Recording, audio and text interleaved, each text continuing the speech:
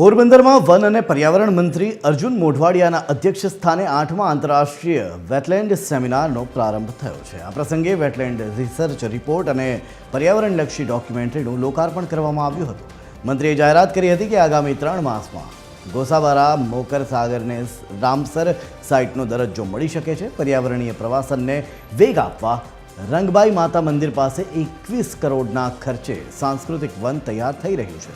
મંત્રીએ નવી પેઢીને પ્રકૃતિ સાથે જોડાવા શાળાઓમાં વેટલેન્ડ ક્લબ બનાવવા પર વિશેષ ભાર મૂક્યો હતો અને વેટલેન્ડ પર દબાણ ન કરવા અપીલ કરી હતી। ટોટલ વેટલેન્ડ વિસ્તારો છે એના 22% વિસ્તાર માત્ર ગુજરાતમાં આવેલો છે અને એમાં પણ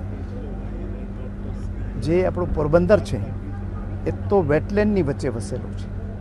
અહીંયા 222 જેટલા વેટલેન્ડ નાના મોટા આવેલા છે અને પોરબંદર શહેરની અંદર જ અહીંયા જે વચ્ચે કોઢાણીયા કોલેજની બાજુમાં જે પક્ષી અભયારણ્ય છે એ ઉપરાંત ખાડીઓ છે, મેઢા ક્રીક ડેમ છે, ગરડાસાગર ડેમ છે, મોકરસાગર છે, આ બધા જ વેટલેન્ડો અહીંયા આવેલા છે।